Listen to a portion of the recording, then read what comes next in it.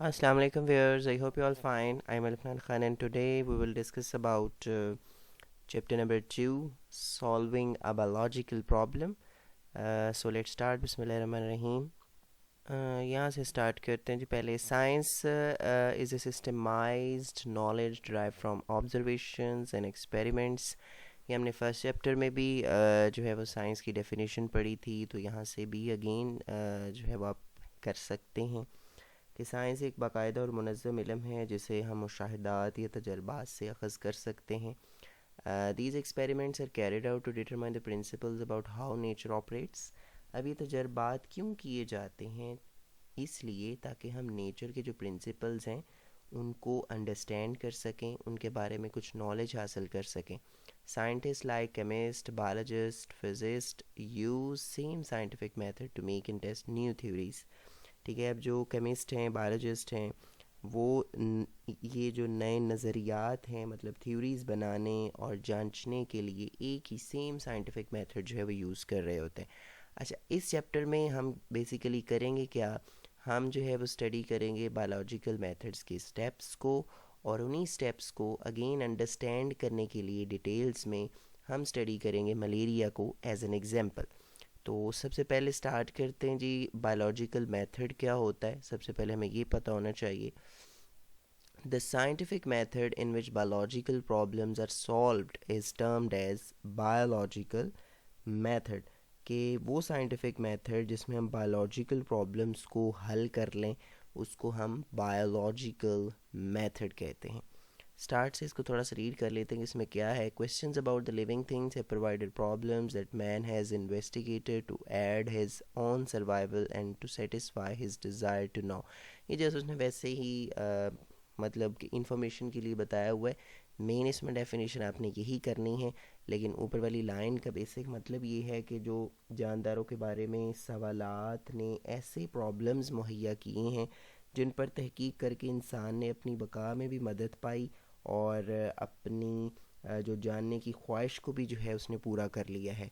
लेकिन मेन बात आपके लिए जो याद करने वाली है वो जस्ट यही है कि साइंटिफिक मेथड जिसमें बायोलॉजिकल प्रॉब्लम को सॉल्व किया जाता है उसको हम बायोलॉजिकल मेथड कहते हैं। उसके अलावा हम इसमें जो है वो स्टेप्स आते हैं जिनको बायोलॉजिस्ट अडॉप्ट करता है बायोलॉजिकल प्रॉब्लम को सॉल्व करने में।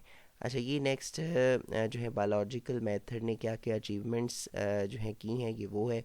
Biological method has played an important part in scientific research for almost 500 years.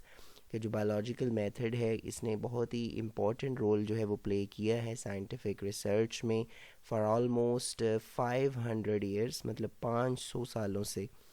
उसके बाद नेक्स्ट है for from Galileo's experiments in 1590s to current research, the biological method has contributed to the advancement in medicine, ecology, technology, etc। कि जो Galileo ने अपना experiment किया था माजी में 1590 में, उससे लेकर अब तक जो मौजूदा तहकीक हो चुकी है इस टाइम तक बायोलॉजिकल मेथड ने मेडिसिन, इकोलॉजी और टेक्नोलॉजी वगैरह की तरक्की में भी बहुत ज़्यादा किरदार अदा किया है। Biological method also ensures the quality of data for public use.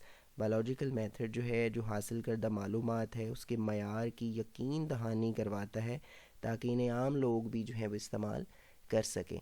ये एक बहुत ही इम्पॉर्टेंट क्वेश्चन जो है वो पेपर में पूछा जाता है कि why man has always been a biologist.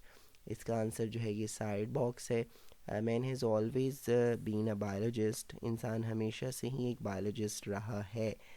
क्यों? क्योंकि he had to be a biologist in order to live. इसे ज़िंदगी गुजारने के लिए बायोलॉजिस्ट बनना पड़ा। Next, early in history he was a hunter of animals and a gatherer of fruits, seeds, roots, etcetera.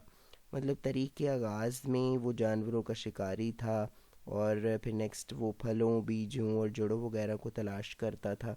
The more he news about animals, जितना ज़्यादा वो जानवरों एंड देयर हैबिटेट, उनके मस्कन के बारे में जान लेता था, the more successful Hunter he was, इतना ज़्यादा कामयाब वो शिकारी हो जाता था। The more he knew about plants, इसी तरह जितना ज़्यादा वो पौधों के बारे में जान लेता था, the better he distinguished between edible and non edible, जितना ही वो किसी मतलब पौधों के बारे में जान लेता था, उतना बेहतर वो खाने के काबिल पौधों का और दूसरे पौधों से फ़र्क कर लेता था जिनको हम खा नहीं सकते। यहाँ तक हमारा काफ़ी है। अगले जो है वो लेक्चर में हम ये बायोलॉजिकल प्रॉब्लम, हाइपोथेसिस, डिडक्शंस वगैरह को इंशाल्लाह डिस्कस करेंगे। So I hope you get the idea. Thank you so much for watching. अल्लाह हाफिज़।